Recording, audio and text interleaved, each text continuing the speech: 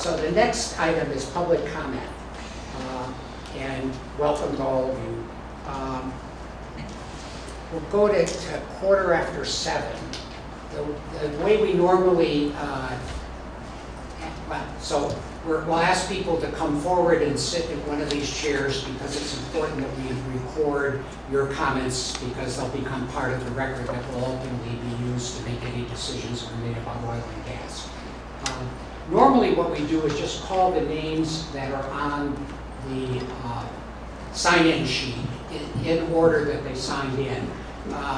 But I'm going to do something slightly different today, which is I want to hear from people that haven't spoken before. There's a number of people that have spoken to us sometimes sensibly about this issue, and many of them are here tonight. They may have signed up.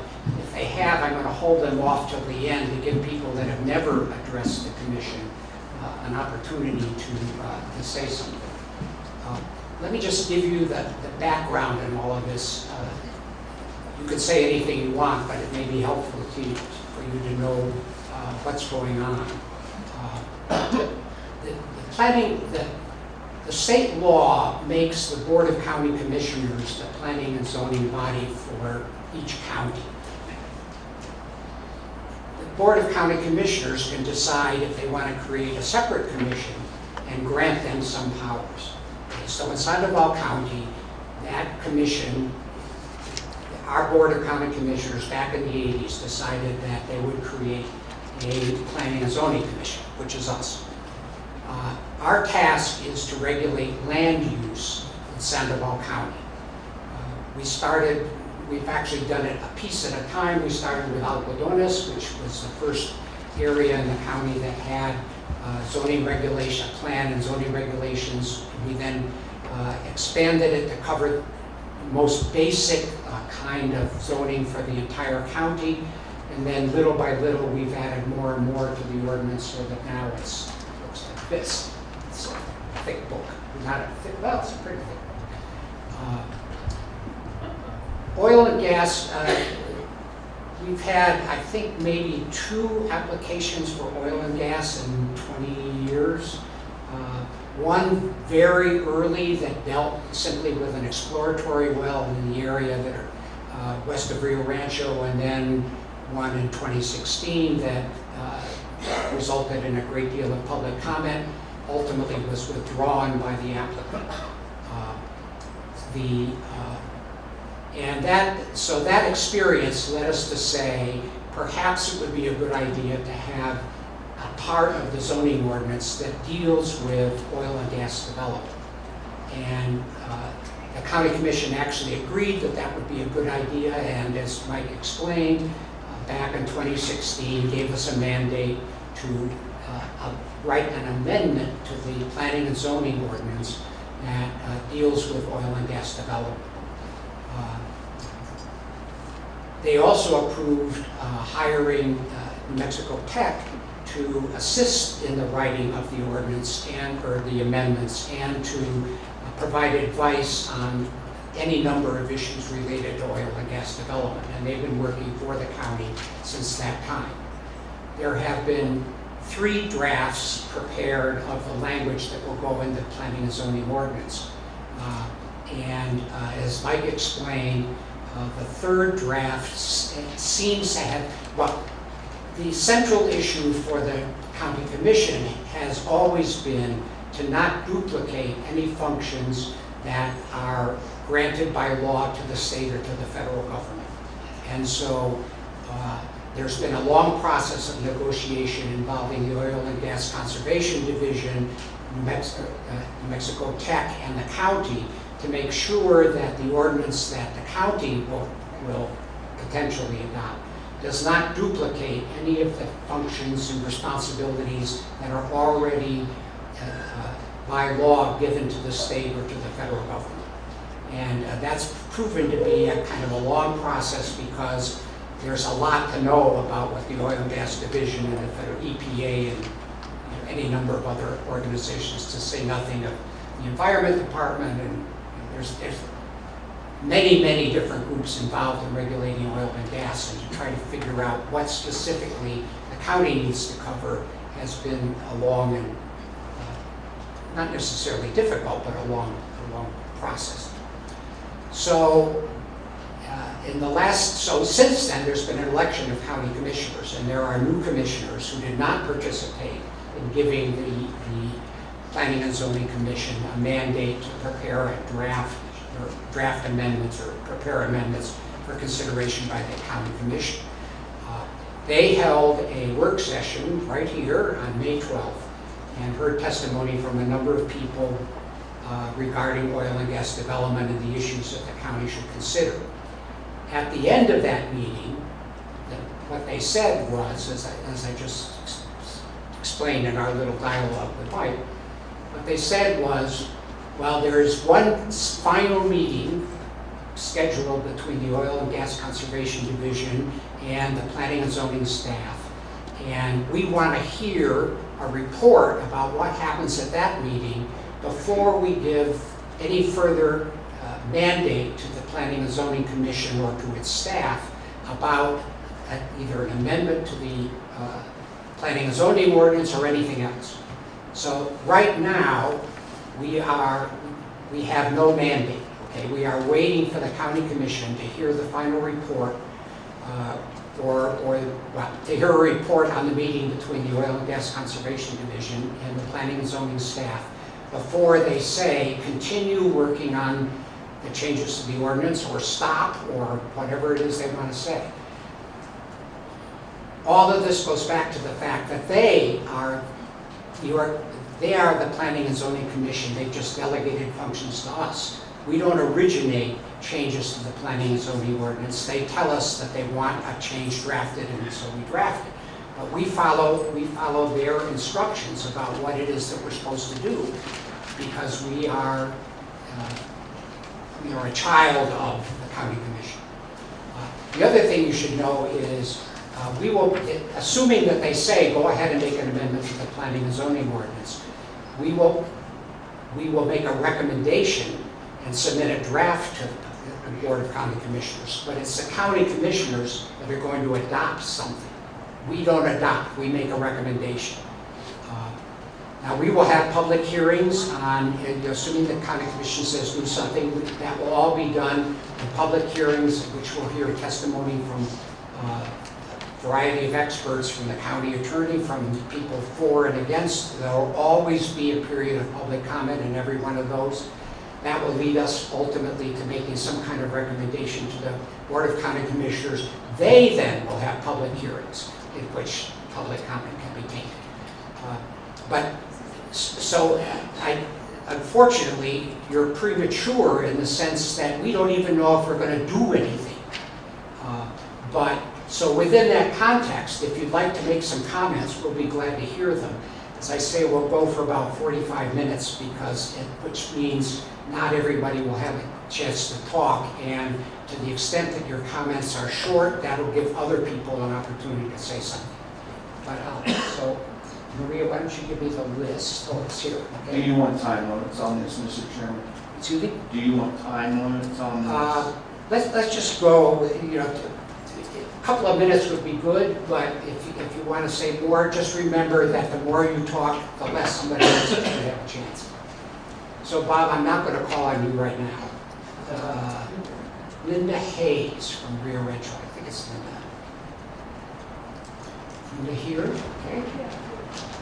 Mary, I'm going to hold off on it. Oh, okay, great. Yeah, come up here and speak into the microphone. And you might have to turn it on, so if you just push the button till you see the green light if it's not on. Yeah, it's on. Thank you for giving me this opportunity to speak. I'm concerned that perhaps the new commission or commissioners may be putting economic development over the interests of public health, safety, and our property values. I'm very concerned about that. I do not want our public health, safety, and property values to be put up to sale for oil and gas. I do not want them to become less important than the profits by a few in the oil and gas oligarchy industry. If we can't have an ordinance that protects our health, safety, and property values, we shouldn't have any drilling at all. Sandoval should be equal. The quality of life in Sandoval should be just as equal as in Santa Fe and Miguel counties that already have adequate ordinances protecting them from oil and gas drilling.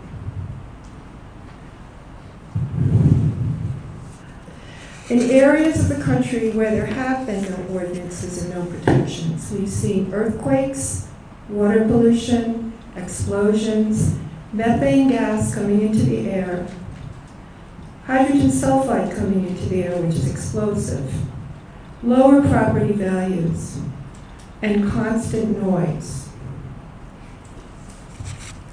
Do we want Sandoval County to become like that, or do we want to be more like Santa Fe and San Miguel counties? Oil and gas drilling won't benefit me financially, but it could affect my property values. It could affect my health, my safety, and the health and safety of all my neighbors. It may poison my land and the land of other people that are in my community. Planning and zoning has to know that they represent the citizens of Sandoval County, not oil and gas. It's the people that live here that are important, not the profits of the oil and gas industry. Thank you.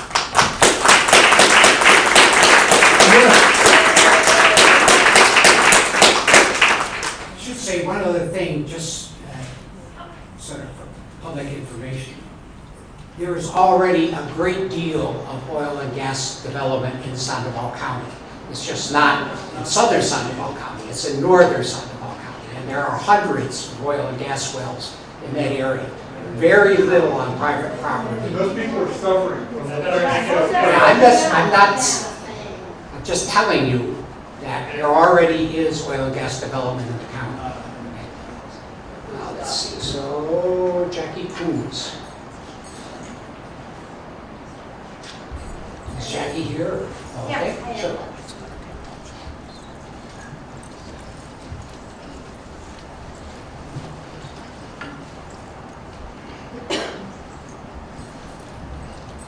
Is it working? Yeah. Good evening, everybody. My name is Jackie Coombs. I'm a resident of Rio Rancho, New Mexico. I was born in Las Vegas, New Mexico, so I'm a native. And as you were talking earlier about, yes, there is development going on in Sandoval County, and that's one of my concerns, because I don't know if you've been up to Chaco Canyon lately, but it's the roads are just a mess right now, because that's another factor with a development like that. The big equipments, the machinery, that puts an extra burden on the state and the counties to keep up those the roads and the equipment like that. Also, another thing I have that's bothering me is what happens in case of an emergency. You know, is Rio Rancho going to send somebody out? And last year, I'm sure you're very aware of with the mess they had up on Navajo, where it burned for 5 days. And they're still holding ponds up there that they just, this water, whatever they're calling it now, the toxic water, they just dump it and leave.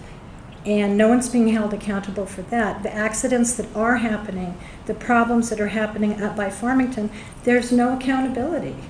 And also there's a lot of waivers going on. It's not supposed to be within, 300 feet, but they just grant them waivers.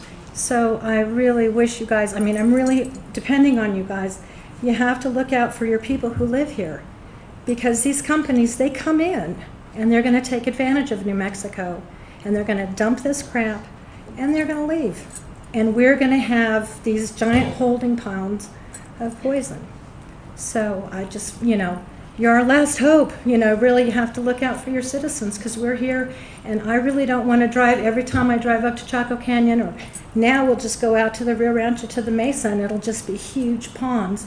And since 85% of our water that we drink is groundwater, so the likelihood of us polluting our groundwater is very high. So thank you for your attention. I appreciate it. And please, we're your citizens. Please look out for us. Thank you.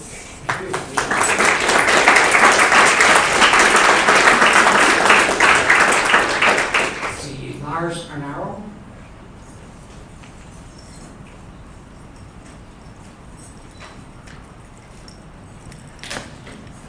Hi, thanks for having me. I'm Lars. I'm an associate organizer with Food and Water Watch in Mexico, and I live in Corrales.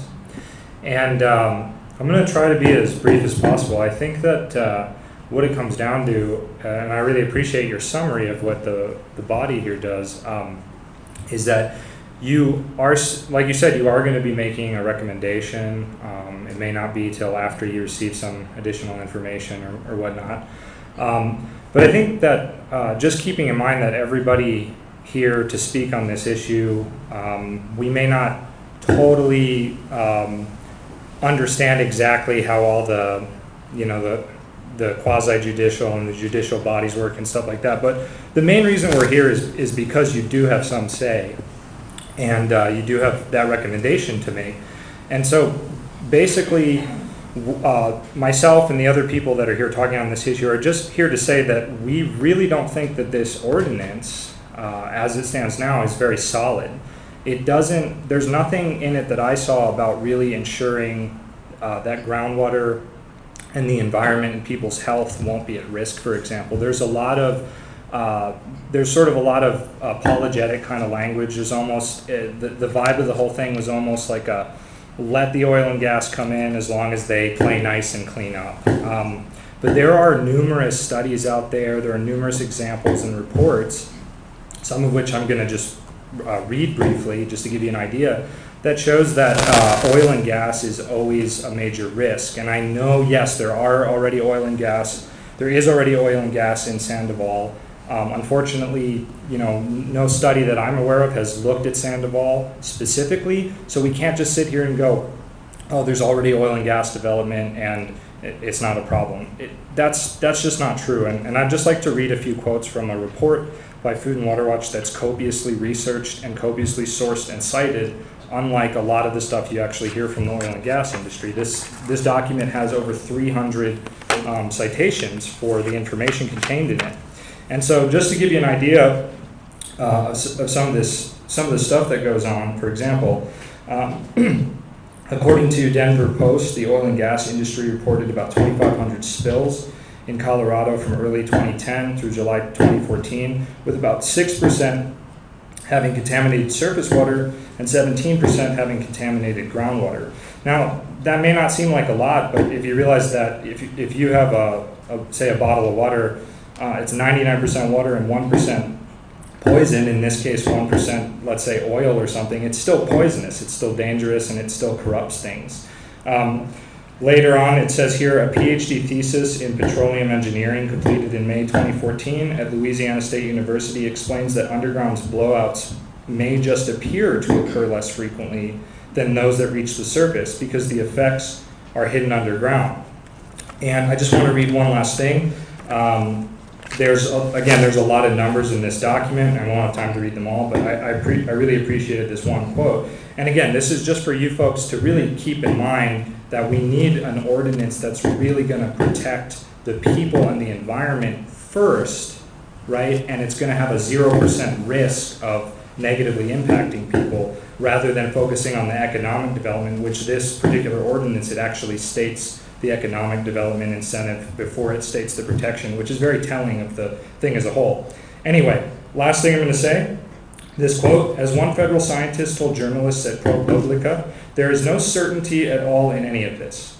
You have changed the system with pressure and temperature and fracturing, so you won't know how it will behave. The uncertainty over how the hydrogeological system will respond raises the specter of long-term aquifer contamination as a ticking time bomb, with grave implications for water availability and for local economies across the country. This risk is simply unacceptable. And I said that would be my last thing, but one final thing is that right now, you have New Mexico Tech working with you, but why aren't the environmental organizations, whether it's Food and Water Watch or 350 or Sierra Club or the many more that are behind this movement, why aren't we at the table advising? We have the people's safety and health. That's our interest. The oil and gas and whatnot, they don't, I'm sorry, they just don't have that interest. They want to make money. So please keep all these things in mind when making your recommendation. Thank you.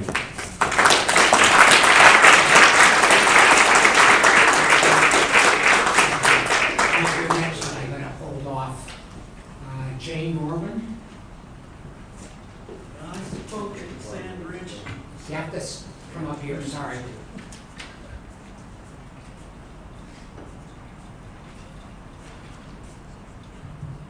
I spoke at the Sand Ridge hearing, so I'm basically going to repeat some of the stuff that I presented. Is that better? That's better, okay. So I say, I spoke at the Sand Ridge hearing last year, and so I'm going to repeat some of the information that I gave since you have new commissioners here on the Planning and Zoning Board. My name is Jay Norman, and I live in Rio Rancho, and I am retired from the New Mexico Taxation Revenue Oil and Gas Bureau. I have been involved in oil and gas for over 50 years. I have worked for oil and gas companies in 5 states and have worked for 2 state governments. I came to New Mexico in 1993 from Wyoming and set up the federal royalty audit program with the Department of Interior for New Mexico. We audited the royalties paid from oil and gas produced on federal lands in New Mexico. I worked in this program for 14 years. During the Sand Ridge things, I gave a brief history of some of the oil and gas operations in the Albuquerque Basin. Based on a report by the USGS Bulletin 2184C entitled Potential for a Basin Central Gas Accumulation in the Albuquerque Basin. That was posted online in July 2001. The Albuquerque Basin is part of the Rio Grande Rift in Colorado and New Mexico that covers an area of 2,016 miles. It is the deepest basin in the Rio Grande Rift. There have been 50 oil and gas wells drilled in the basin. The first well was drilled in 1914 to a depth of 1,850 feet. Shell in the 70s drilled 7 wells from a depth of 10,171 feet to wells in 1979 to 21,268 feet. The last well drilled was by Burlington Resources in 1997 to a depth of 7,800 feet. Several wells have some minor showings for oil and gas, but none of those wells have ever produced 1 MCF of gas or 1 barrel of oil. The moratorium is needed on the oil and gas ordinance. Should be very well, there are several points that it definitely needs to cover. And as I understand it, now that since the commission is, want you all wait till you have the meeting with the Oil and Gas Commission. My concern is, as I say, I've lived here now 24 years, and I've been involved in oil and gas, and I'm not pushing for the oil and gas by any means. Yes, we have a few wells up in Cuba area or west of Cuba. I don't think there's 100 wells up there myself, but there are some. There are a lot of disposal wells up there that I know they have that they dispose products in. Of course, you go on over the mountain and you got the Jicarillas up there. They've got a huge oil field up there. So anyway, my concern is the water and our air and really, we don't need it. I don't think that they're going, I know that the Sand Ridge deal, AMREP was pushing that because it was on their land that they were pushing it. Well, AMREP is the royalty owners of all, has the royalty interest of all that land, so I understand them doing it. I live in an AMREP house too in Rio Rancho. I have no idea whether I have any royalty owners interest at all, and frankly don't care. Well, I do care, but I don't think there is that. I also know what can happen. My son lives in Arlington, Texas, where a lot of oil and gas drilling has been done.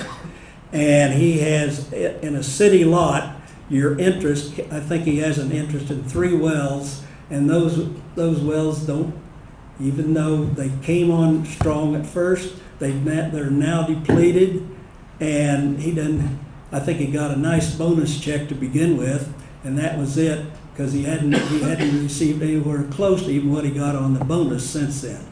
As again, my concern is our water and our air, and you guys have a big decision to make, and something that needs full proof so that the citizens of Sanibel County are not damaged by the oil and gas industry. Thank you. I thought your testimony at Sandwich was very helpful. I hope you'll come back. Let's see. Frank Lyons, I think, from Peña Blanca.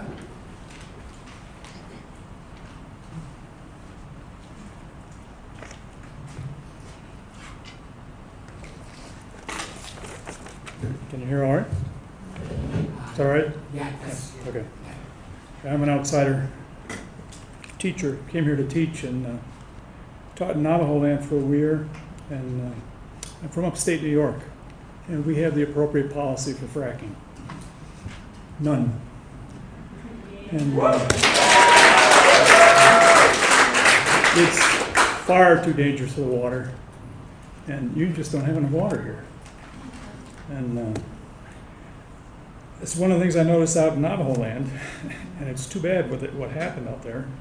I teach now with Bernalillo Public Schools. I'm living in Cochiti and teaching at San Domingo. But our water is a precious resource here. And to dicker with it at all, it's crazy, crazy. We just, there's no way. I mean, all the spills that I've seen all over the country from Michigan originally. You know, we have oil spills there all the time, but you never hear about those. And it contaminates the water, but we have plenty more water in the lakes up there. And we don't have it here. So how could we jeopardize that? Just can't even begin to consider oil and gas. And you know, New Mexico's got this wonderful opportunity for redeveloping energy. But no, we're hanging on to this fossil fuel stuff. Silly. Anyway, thanks for hearing me. Thank you.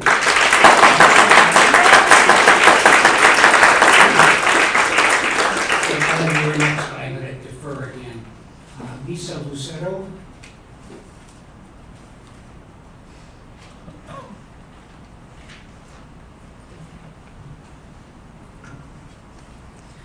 Hello, I'm Lisa Lucero of the Bernalillo Luceros. Yes, I'm,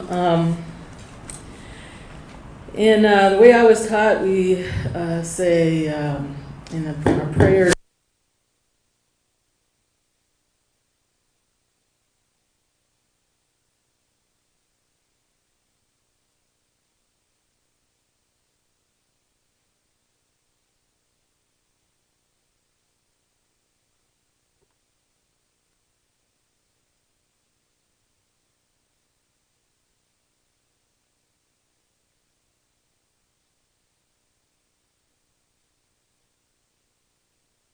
look at generations, the next 7 generations. What are we doing with oil and gas? How is it helping our future, our grandchildren, their grandchildren? There's no future in it. the future is in renewable energy. I just learned today that Germany, 85% of percent of the energy used in Germany is renewable energy.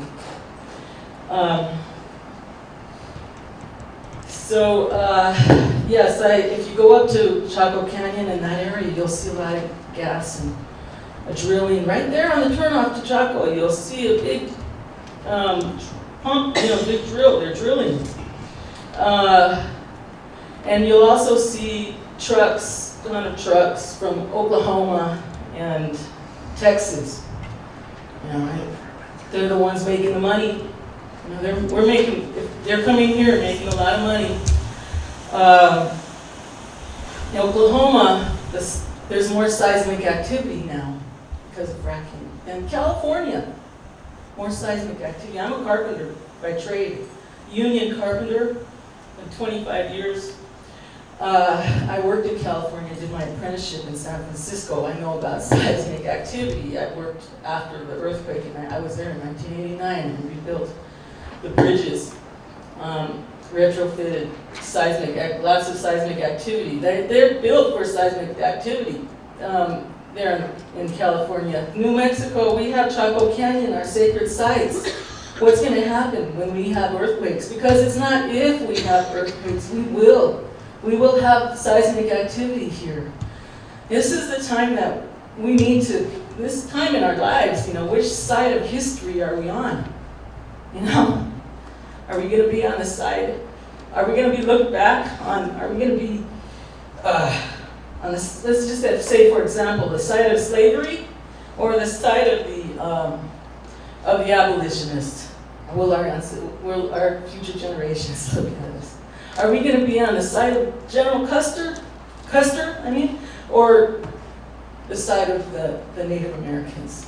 Now is the time to take a stand for what is right. Look in your heart. Remember who we are and where we come from. We are people. We all have our indigenous roots. Yours might be in Ireland or Norway. Mine come from here in this land. And so I just say prayers for the earth always. And just look in your hearts. I'm gonna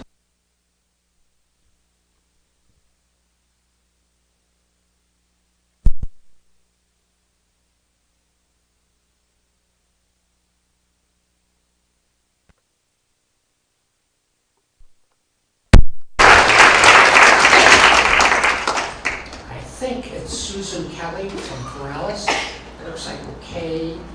That's me. Thank you.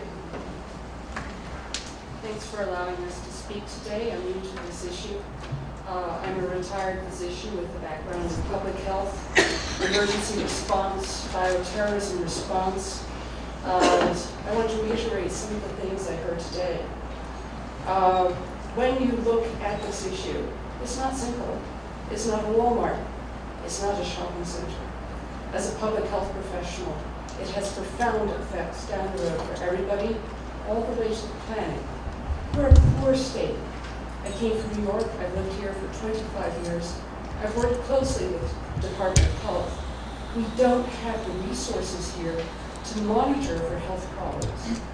We don't have the resources to expand our seismic surveillance. I've worked in patient safety for many years. I know that if you don't do surveillance for a problem, yes, they will get away with murder. How will these data be paid for? Who will pay for the seismic monitoring? In Rio Rancho, the water is already extremely expensive. Who will pay for the additional testing for these chemicals? Will that be passed on to the consumer? I also know from working in large organizations and complex problems that when many groups are involved in the issue, there's often a tendency to pass the buck and say it's somebody else's responsibility. Oh, that commission will do it. This commission will do it. Oh, we have to work together. Often that working together doesn't happen because there isn't time. And we're also working against powerful interests that we've learned about in this meeting today. When I'm in my house in Corrales, and I smell a strange smell in my water, and I see a crack in my adobe wall, what is my recourse? Is there going to be a clear avenue for litigation against these corporations when we start to see these downstream effects? Thank you. Thank you.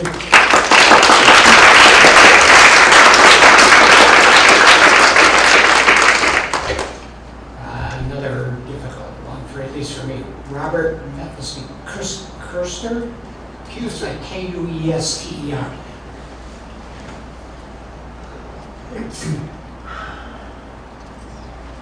I'm completely new to this, and I really have no statement prepared, but I just thought that I would lend a little bit expression of passion for this subject, because I hate to see this approached as some sort of a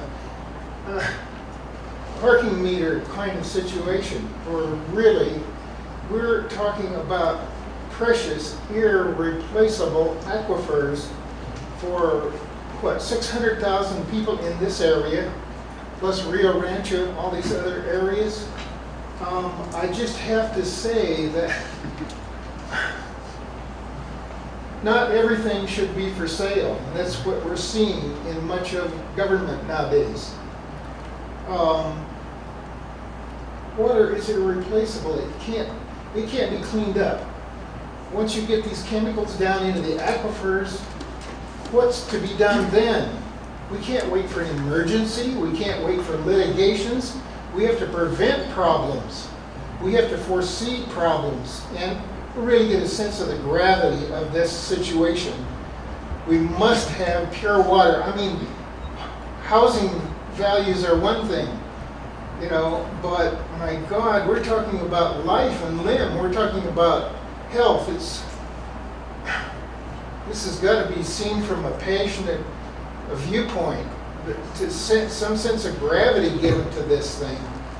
And I am very curious as to how many of you gentlemen up there have some expertise in the area of oil and gas and fracking. Is there anyone who has any expertise at all? So what we're doing essentially is getting opinions from lay people. Where are the people that are overseeing the EPA, the people that are overseeing the aquifer in this area, the water supply, the air? I understand there are all sorts of things going on down toward Kirkland where there's pollution that can't be cleaned up. We've got radioactivity in the canyons up by Los Alamos, and there's enough problems already. We've got Fukushima polluting the entire Pacific area. We can't even be sure that we've got clean fish to eat anymore. There are just so many things going on in this world that somebody has to stand up and stop corporate greed for the sake of people's bottom line. I guess that's about all I have to say. I just want to lend some passion to this thing. I feel that there need to be experts at these meetings, if not some sort of evidence of you people researching this and gaining some kind of expertise toward it. I see it as an extremely serious situation. Thank you.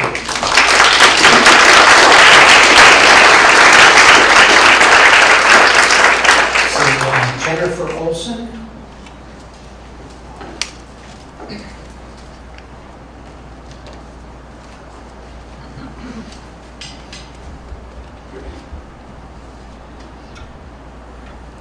Hi, I'm Jennifer Olson and I live up in the Jemez.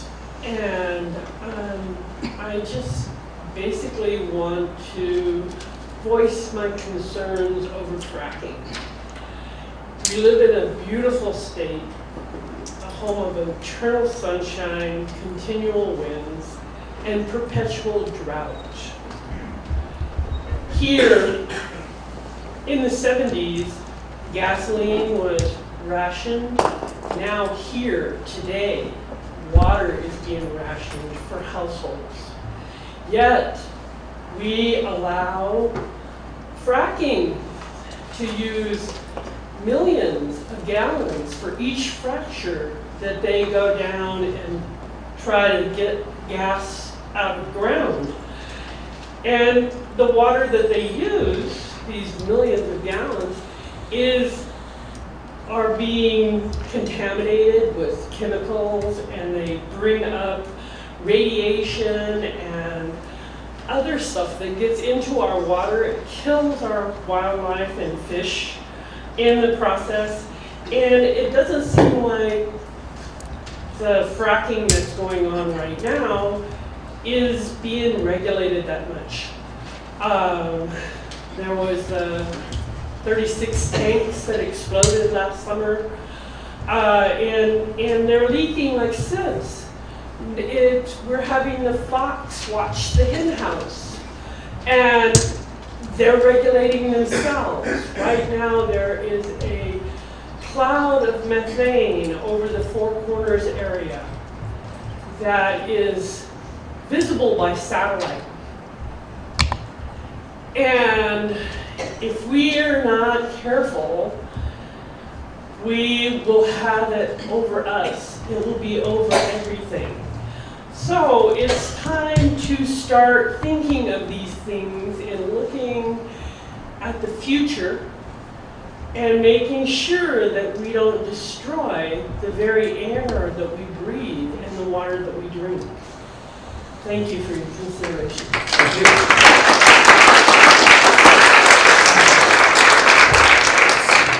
Stephen Verkinski,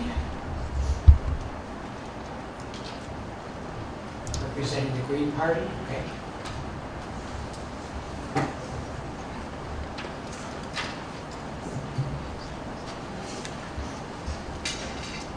Mr. Chairman, members of the committee, my name is Stephen Berchinsky, and I'm the co-chairman of the Green Party of the Albuquerque metropolitan area. I'm here today to go and speak on their behalf, as well as here as a citizen who lives in the airshed of Sandoval, Valencia, and Bernalillo counties. I worked with some of you maybe before. I can't remember because it's been such a long time from the working with the Middle Rio Grande Council of Governments. I served as the chairperson for the Long Range Transportation Plans Public Involvement Committee, and I did that job for 3 years. So the reason why I'm here, though, is to tell you that I used to work for BLM. I worked in the Four Corners area. I was an employee for New Mexico EMNRD for 15 years, and I've done things like actually talk to scientists down at New Mexico Tech when they're actually working on the development of fracking. And I was quite concerned with it back then, even more concerned now. When the gentleman from Food and Water Watch explained that there was 2,500 spills, that means your monitoring, compliance, and enforcement is at risk, and it's not doing very well. There has been groundwater toxics that we don't even know about. Because why? Because our monitoring systems in the state are poor. USGS has 10 wells for monitoring groundwater toxics, which maybe explains why we couldn't even find out about the Kirtland spill until after the fact. And that cleanup is going to cost the taxpayers millions by the time that's through. So, should we have a good ordinance here, or should we have something lackadaisical and just look at definitions and maybe work with the Oil and Gas Conservation Division, which had 13 employees, and when I last checked, they never even cited anybody for fracking, which is why we have the biggest methane cloud that's seen from outer space by NASA. That's a waste of our precious resources in the state of New Mexico that's supposed to go to the schools, and it's not going to the schools. So, and should we trust the industry to go ahead and help develop this with coordination of Oil and Gas Conservation Division? Well, just going to let you mention is that Tim Eichenberg, who is the state treasurer now, he sued the oil and gas industry for failure to pay taxes on property taxes, resulting in tens of millions of dollars that came back into the state of New Mexico from their work, poor work, and paying even their taxes. So if we're slipping up on that, what else are we slipping at? We're not even talking about the corporate subsidies that they get, which are in some cases millions of dollars every year. I know on the federal level it's $20 billion a year in corporate subsidies. So are you ready for the noise pollution? I've been up in the Four Corners area where the compressors go off, where the pump jacks go off in the middle of the night. It's not very nice. And it's even worse when it's 82 decibels at your porch, which has happened. Tweety Blanchett used to be head of the Republican Party up there, would tell me about these little items that were going on. And so, do we have good controls with that? I don't think so. Are you ready for the conflicts that you're supposed to have with leasing agents? Can you imagine playing one neighbor off against the other and trying to come down with the cheapest way of getting things done on parcels of land throughout the area? It's going to be a mess for the magistrates and everybody to deal with, unless you have something that's basically uniform that covers all the bases for everybody that has lease lands there. So are you also ready for the economic costs of the lawsuits for water well loss? Just to give you one idea, American Water representatives, when fracking pollutes water sources, households and small water systems that cannot afford to treat their water have to find another water supply. Their only alternative may be to connect to a water system owned by a private utility, which comes in with the fracking folks. They actually drill water wells to go ahead and help out the fracking industry. But in one particular case, after natural gas drilling contaminated groundwater wells in Dimrock, Pennsylvania, the state had to fund a $12 million project just to connect up.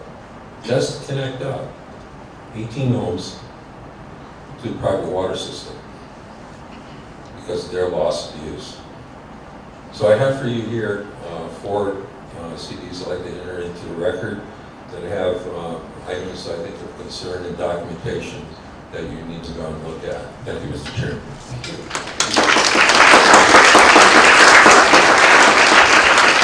So we're almost at 7:15. We'll go 15 more minutes, but we'll adjourn at 7:30.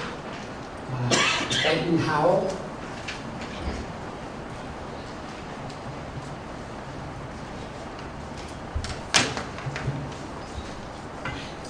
Mr. Chairman, members of the council here, I would like to first tell you that I live in Sandoval County.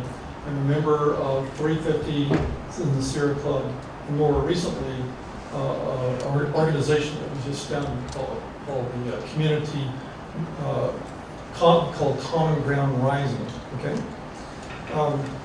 We're concerned with the lack of protections afforded by the new oil and gas ordinance being considered by the Sandoval County Commission.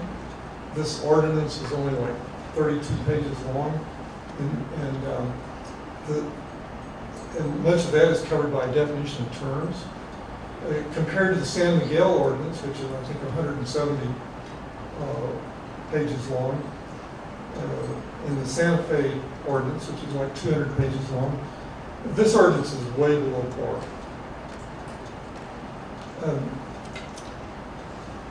Extracting fossil fuels while offering the possibility of short-term economic benefits will result in economic and health damages. Every national and international scientific organization agrees that we must leave about 3/4 of extractable oil and coal in the earth in order to avoid the most disastrous effects of climate disruption.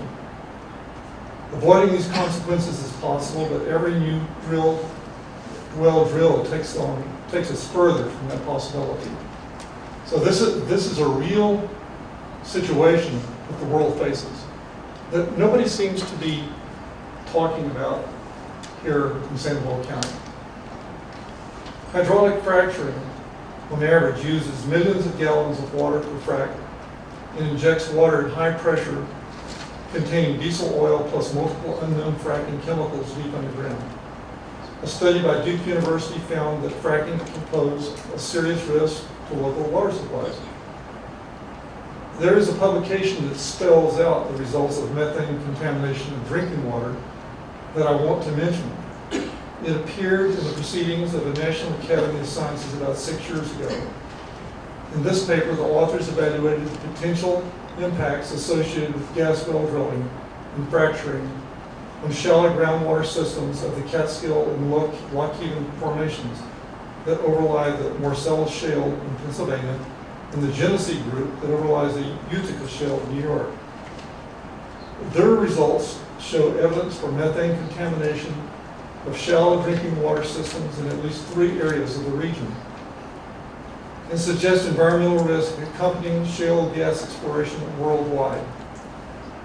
To give you a flavor of this article, that's all I can do in this kind of setting, I will quote a few of the lines. Methane concentrations are 17 times higher on average. And we're talking about 19 milligrams of methane per liter.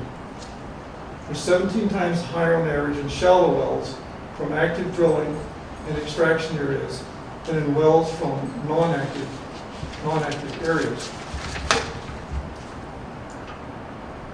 There is a problem that measurements are made of chemicals like benzene, I'm talking now about here in New Mexico, in the soil and surface water near the wells that are drilled. But there is often the problem that's encountered here in New Mexico, the lack of baseline measurements. The idea that the baseline measurements are not required is just an example of why the state requirements are not adequate. So where is the strong language that needs to be in this new ordinance? Why isn't this new ordinance addressing baseline measurements and how much monitoring will be done on these fracking wells? Why isn't it? I think there's so much wrong with the fact that we get this new ordinance and it's 32 pages long. And you look at these other counties and they have 170 pages. Or what am I missing here?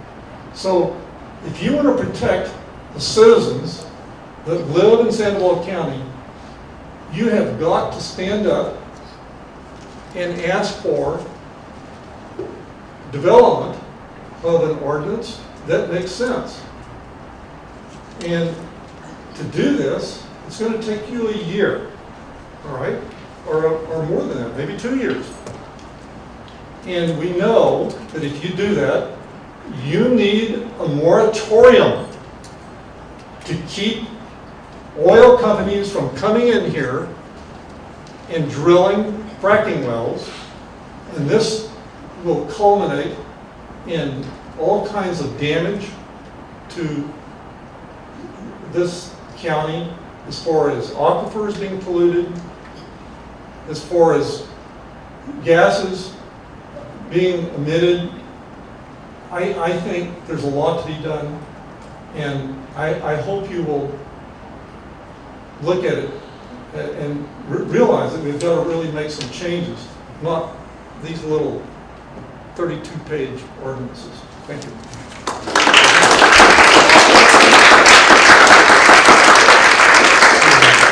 Mark LaFleur.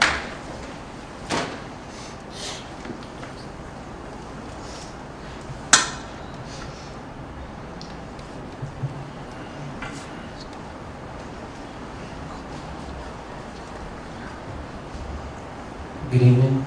I want to thank each and every one for allowing us to come tonight and make our comments. I hope you consider our words. I think you may have to speak a little louder. Sure. I came tonight because I live in Albuquerque. I'm in the same watershed and airshed as you are here. And I've been just becoming aware of some of the issues that arise when you allow rampant fracking in your community. It's very concerning to me. And I just wanted to come. I've appreciate everyone else's comments. I think it's been very informative. I just want to speak a little bit just to some just basic common sense things. I'm sure that this Planning and Zoning Commission has some agency, has some power, or you wouldn't have been created. So we are just appealing to you. We're appealing to your common sense. I don't understand what the big rush is to put this ordinance through. The oil's not going to go anywhere. We have the time to make sure that we're looking out for our safety. And my common sense, it's like everyone's been saying. If you get a 32-page document that was created with the input of the industry, the people that stand to profit from this, thanks to this gentleman over here, I was able to see the work meeting. I was able to see who was speaking. And that's what they came up with, was 32 pages. Now these other ordinances, 100 pages, Santa Fe, 140 pages, San Miguel County, they had input from everybody. They had input from the citizens. They had input from the environmental groups. They had input from other stakeholders in this process, not just the ones that want to make money. And they have 100, 140 pages. They have actual protection. It's just common sense. Something smells fishy here. And now you're waiting on OCD to come in and give you a review. I'm sure you're aware of the people in power in OCD. One of their top guys just retired from WPX. They're the biggest fracking company up in Chaco right now. So it's just common sense to ask yourself, who is he looking out for? Is he looking out for us, or is he looking out for the industry? We know the answer to that question. So I'm just here to appeal to you gentlemen. Take your time. Let's consider all the evidence. Let's weigh things very carefully before we make a decision. It was a very good point someone brought up about the Kirtland spill. We had no oversight there. We didn't know what was going on, and now we know what happens when there's no oversight on things. My grandchildren might not be able to live here because that could very well penetrate all the way through into our drinking aquifer and ruin our water. It's a real risk. So thanks for considering my words. I've got some additional information here about water I'd like to have entered into the record. And I really just don't see the harm in giving a little more time to have more experts present to you and present some different viewpoints. Some people in this room have been asking just to give 15-minute presentations on the record about health risks associated with fracking, about safety risks associated with fracking, about nuisances, noises, etc. associated with just 15 minutes on a few topics, and they haven't been allowed to present that information. I can't understand why. I can't understand what the big rush is to do something that's going to affect our grandchildren. Thank you.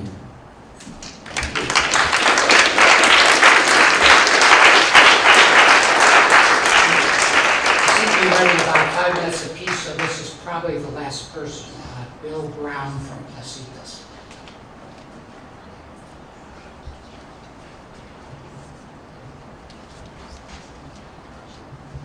Mr. Chairman, Commissioners, my name is Bill Brown, and I'm a practicing hydrogeologist. I've been here in New Mexico working both for the New Mexico Environment Department and also for industry for the last 25 years.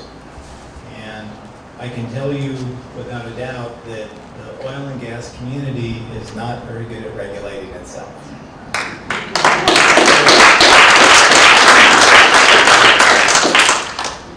Their drivers are basically money-oriented to their stockholders.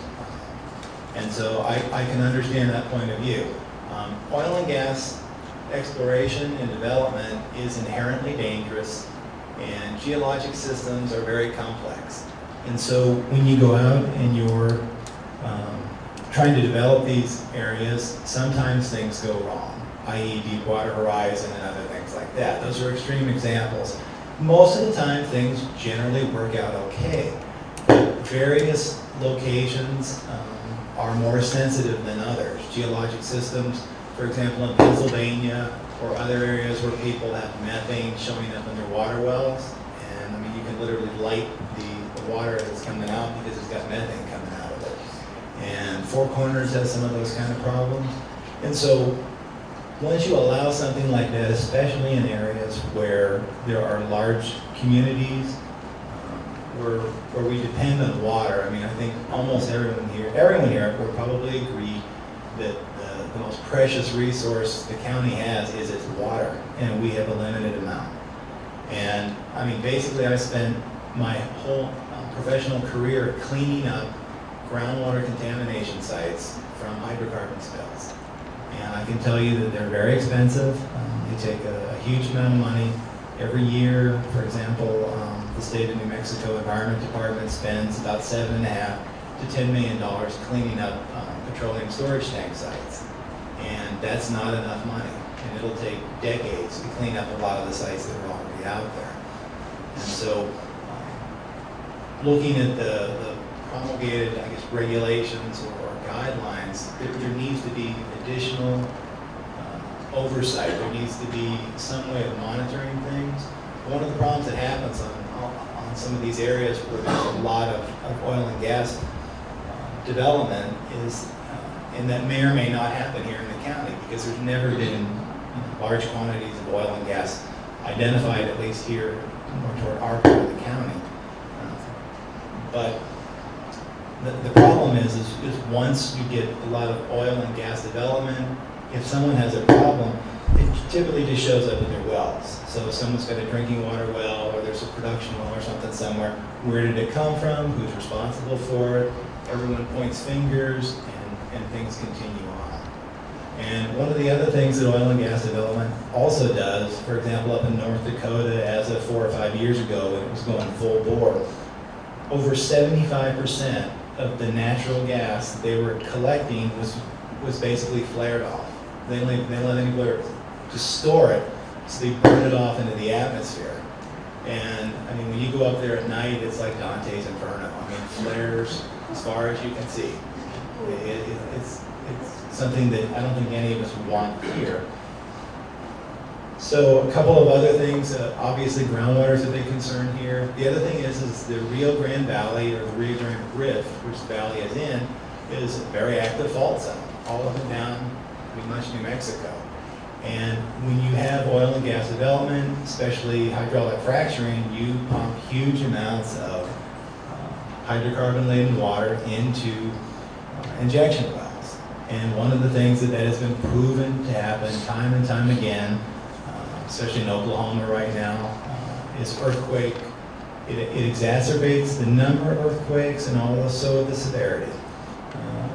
In Oklahoma, before all this happened, in some of the areas where most of the fracking has taken place, before that they were getting small earthquakes in like the 2 to 3 Richter scale magnitude. Now they're up in some places to 4 or 5. That's 100 times more energy in an earthquake.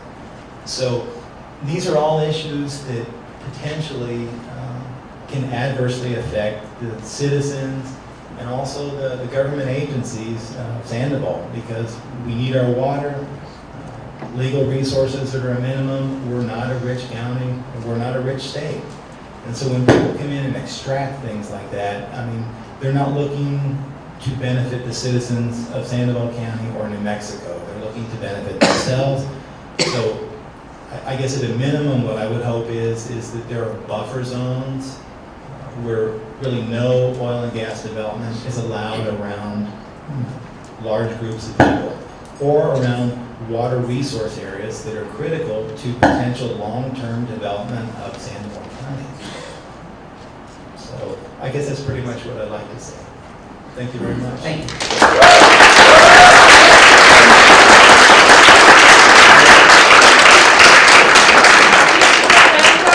One moment, please, before you go on.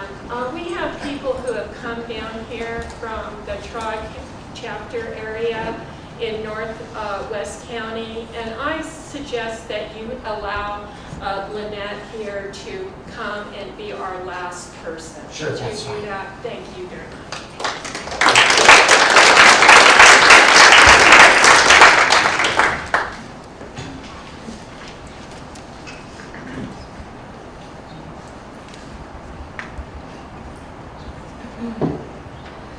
Hello, thank you for letting us speak here and giving us your time and your presence. My name is Lynette Houses.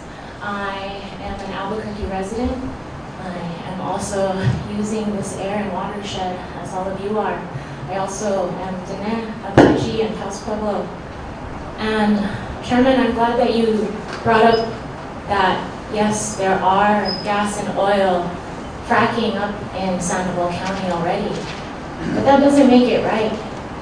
I have been to the Greater Chaco Canyon, and I've seen the Dene people in that area, and I've seen the health effects. And I've seen that there is no regulatory system. Like many people have said here today, we live in a poor state.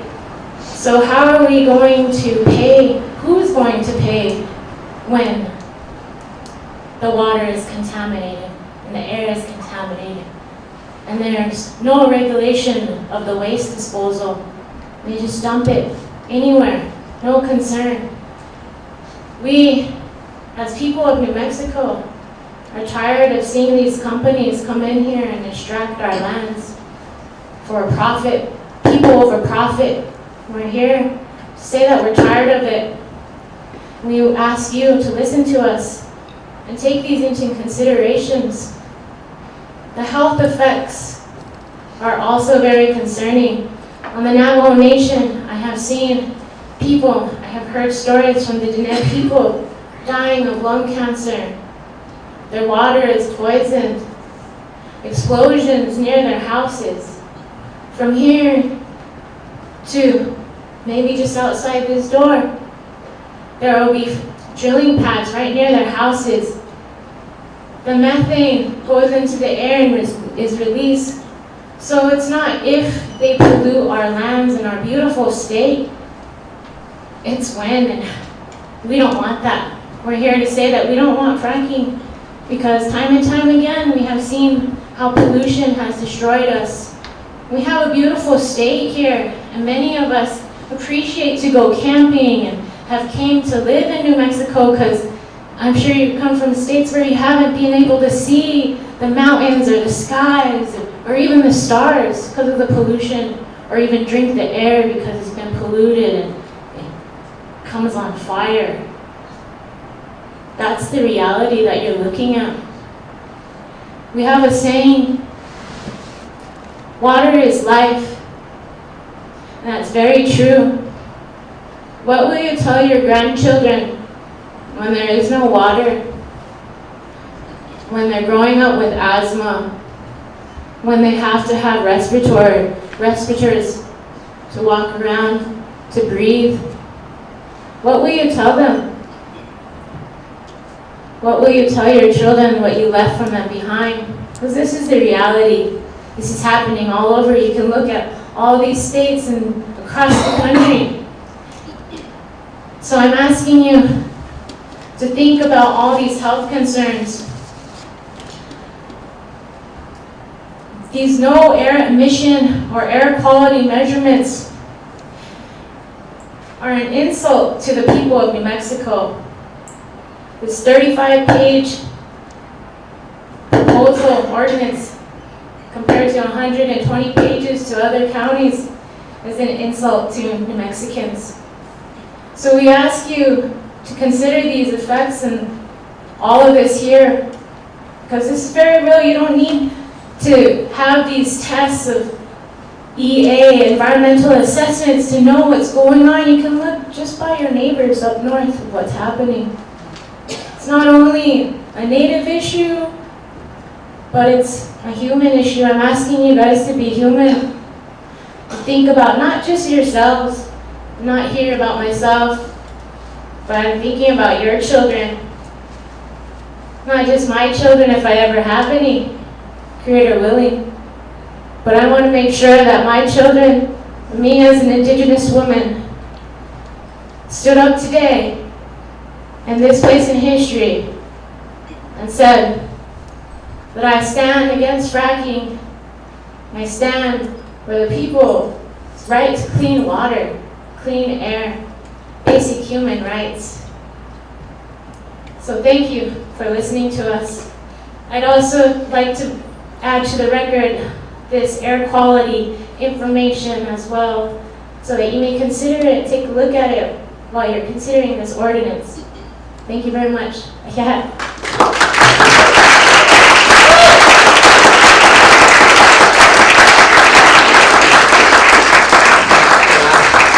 I close by saying the same thing that I've said in many previous meetings. I have to admit with very little impact, but I'm going to say it again.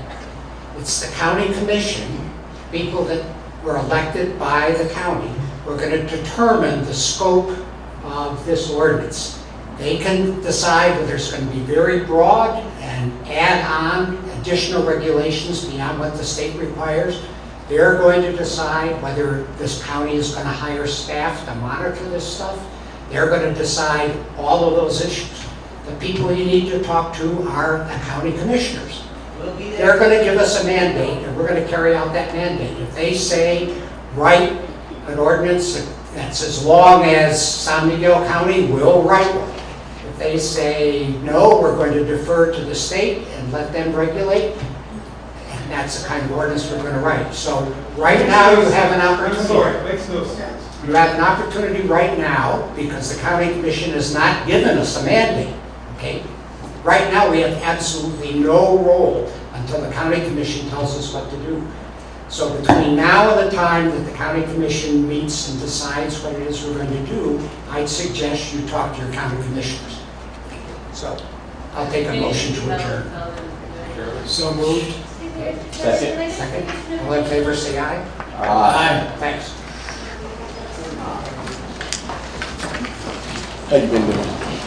This was disingenuous tonight. We should have been all able to speak on the record and submit our findings.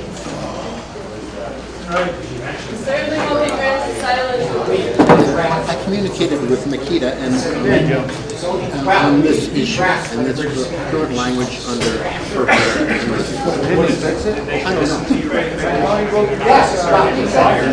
don't know. He might have. That's not my language question, because I put the language say after. So, well, anyhow, give me a chance. I was going to give it to him. Thank you guys for that's a tough one. You don't want us to tell them, you said us, you want to tell them. You want to wake up.